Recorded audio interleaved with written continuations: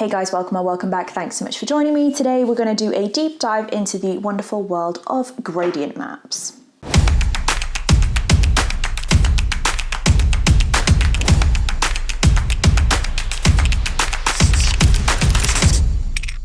Now, if you're new here, then hi, I'm Jess. I'm a pretty decent portrait photographer out of England. If you haven't already, please do consider hitting the subscribe button, hit the bell icon. The bell icon will give you a notification every single time I upload a video. I upload every single week on a Friday, and very occasionally more than that if I feel like it, but I haven't missed a Friday video yet, and it's been 2 years, so yeah.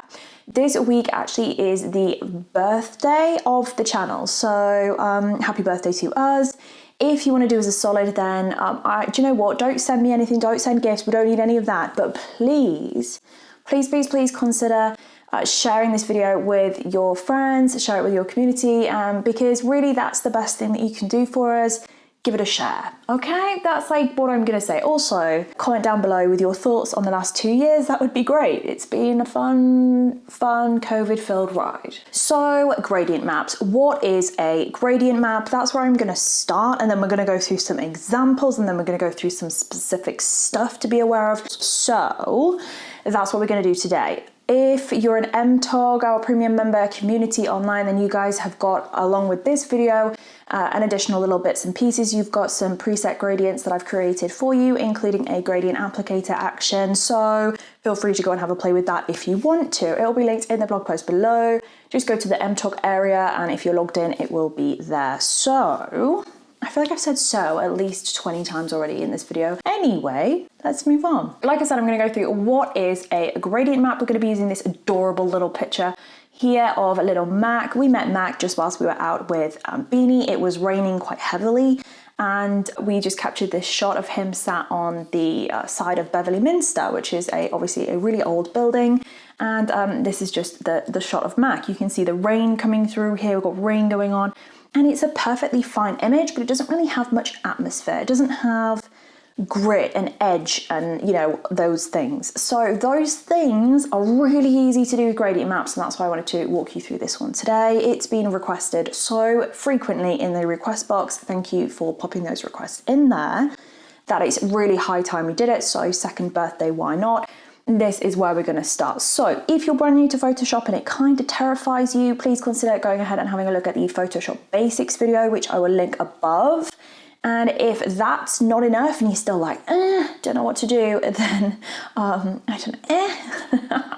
then go ahead and check out our Photoshop for Beginners online course. That will be linked above now. Okay, so where to begin? What is a gradient map? Well, guys, essentially, we've played with gradients before, usually in the form of a radial that we term Moveable Colour. I'll link a video to that above, but essentially a gradient map is a bit of a different kettle of fish. So I'm going to walk through how to find them, how to apply them, and then we'll go through what they are and how they work. So in Photoshop, we're going to go down to the bottom of the Layers section, over the Adjustment Layer icon, clicking into that, and then we're going to select Gradient Map. We are not going to select Gradient. No, nah, don't do that. We're going to select Gradient Map. Now, a gradient map, this is what has happened. So it's applied a base and standard already included Photoshop gradient map onto this image. There are lots and lots of different gradient maps available within Photoshop, and they're absolutely fine. Definitely go ahead and have a play with them. Each image will maybe want something a little bit different, but we need to walk through what it is that it's actually doing, okay? And that's what we're gonna do now. So, up here at the top in Properties, if you don't have Properties, then you can go ahead and go to Window and choose Properties and drag it over here. That's how we get here. If you want your Photoshop workspace to exactly match mine, there is a video on that on the channel. Okay, so in the Properties, you've got the color, right? So you can see the gradient map that is being applied here. So it's matching in the colors, right? We click into that, okay? So you just want to give it a click and you'll end up with the gradient editor. Now this gradient editor has applied a standard gradient, which is called creatively foreground to background. And you can see the gradient transitioning from this area to this area along this line, okay? So we can see this happening. Now what this means, what it's actually doing, is it's kind of mapping a histogram. Again, there's videos on that. If I can, I'll link it above. If not, I will link it down below. But it's kind of mapping your histogram, okay? So if we remember our histogram theory, we can go from left to right, and that is blacks to whites. So on the left-hand side, this area, what this is doing is it's saying, hey, Photoshop, find anything that's black or dark in the shadows, moving to the midtones. I want you to go ahead and replace those colors with the color that I put here. The same is happening at the opposite side. So this, imagine this is whites in our histogram. So what it's saying is, hey, Photoshop, pick anything that's white and recolor it with the color that I've got here. So you can see this happening in that this area here on the top of the head has been colored with this, and that is the brightest area of the image. The darkest area of the image is actually inside the nose, and that color there has been replaced with this color here. So that's essentially what a gradient map is. You can, though, go in and change that. So now we're gonna look at how you can amend, alter, change, have a lot more fun with your gradient maps by getting up in there, getting your hands dirty, and messing around. When we're looking at this, what we want to do is go ahead and click on the dark pin. So that's the left-hand side pin underneath the gradient. Then we can click into color. So click the color itself, and that will bring up a color picker.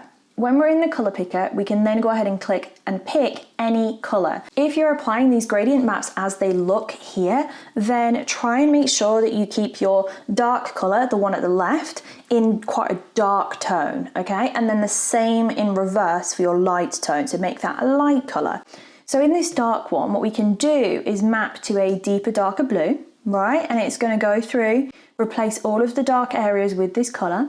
And then we can go to our light pin, give it a click, and then go into color, and then we can change the color of this. So we can go ahead and kind of change how the image looks, how we're kind of like reading it with our eyes by altering these little pins. But that's not it. You can also add additional pins. Now, there is ways of matching complete tones and tonality of an image to another image by utilizing multiple pinpoints on that gradient map. We're not going to go into it in that much detail today. However, I can for the MTogs. If you guys are interested, we can go ahead and do that. But in this instance, what I want to do is go ahead and add another pin somewhere around where the shadows change into the midtones. So I've added that pin here, it's added this color onto it. So the reason why it looks so harsh now is it's because it's mapping the exact same brightness, the exact same color between this area of the image, and then if you imagine your histogram, all of the data between there and the whites, which is going to be quite a lot of the image. What I want to do is change this color to be a different color. And if we look, we're at about a quarter of the way along this line. So if I go a quarter of the way up this color, that's going to give me a reasonably accurate color switch in terms of its brightness against everything else. So I'm going to go ahead and change that into a blue because I want a blue tone. We could go with a gray so it's not going to add too much saturation, but I'm going to go for around this point. Maybe lift it a little bit, maybe about here. This is okay. Then what I'm going to do is I'm going to add a pin here, okay? And this one is going to be a much warmer, lighter color. Okay, so I'm gonna go a little bit more warm. There we go. Okay, so now our gradient map is colored in these different little stages that's affecting different pixels as it moves along. And if we okay that in, then what that's done is it's given us this gradient map. Now, when we're looking at this now, you might think, whoa, that's not gonna be good. You can just alter it after you've applied it. So there's lots and lots of different ways of doing this. You can, of course, use your masks. The first and easiest thing that you can do is reduce the opacity of the gradient map adjustment layer itself. That will just make it a little bit softer in terms of its application. So that's the before and that's it now. You can go and change that to wherever you want. But what I like to do personally is I like to play with my blend modes of the layer itself to give this image a completely different look. And that's where that grit comes in that I was talking about earlier. So what I like to do is use my gradient maps, and I personally like to use them on soft light. I know a lot of other photographers will use them on overlay and all sorts of other stuff. Just do whatever you want. Honestly, there is no right or wrong way of doing this. So I'm gonna go ahead and change this blend mode to soft light. And immediately you guys saw the transformation within that, okay? So that was a massive, massive shift. Let me go and show you that again. So that was the gradient map on its standard setting. And then if we're blending it with soft light, it switches to this. So utilizing that theory, we can now get hold of the gradient map and adjust the opacity. And what it's going to do is it's going to adjust the effect that that grittiness came into it. Now, when that's applied, I can see, you know, actually I want more blue. So what we can do is go back into our color where we can see the gradient in the properties panel. And then I'm going to go onto my 2 blue pins and make sure that they are quite saturated. Okay. So on this one as well, I'm going to go and make sure, see this is really desaturated. So I'm going to go ahead and bring this over and add more blue, it adds more of the color. If we're not happy with the level of warmth coming through in certain areas of the image, we could go ahead and close that gap so it hits more onto the highlights and bring our blue point up, right? And you can see it's starting to get more blue, deeper. That's just the way it works. So I mentioned that some photographers do use gradient maps on overlay. I'm going to just cancel this off and reset it back. In fact, I'm going to go and just pop that saturation up again.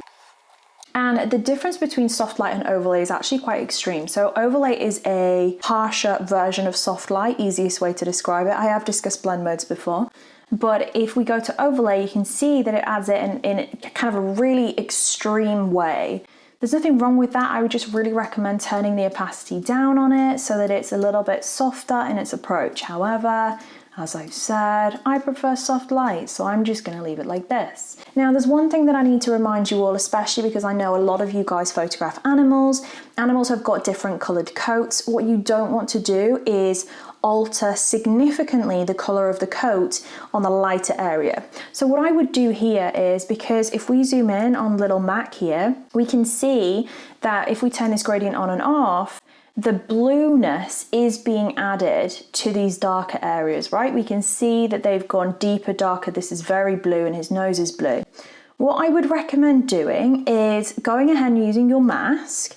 And when you've got your mask, switch it to a black brush, and on 100% opacity, I would just go ahead and take this effect off of everything on the top side. So where the light is hitting the subject. So you can keep the blue tone in the shadows underneath, right? But we're going to take the effect off of everything that is technically being hit by the light coming from the top, like this area up here. So what that's done is that's just now coloring the shadow area underneath his face. Maybe I will increase that up a little bit more to hit these shadow areas under here,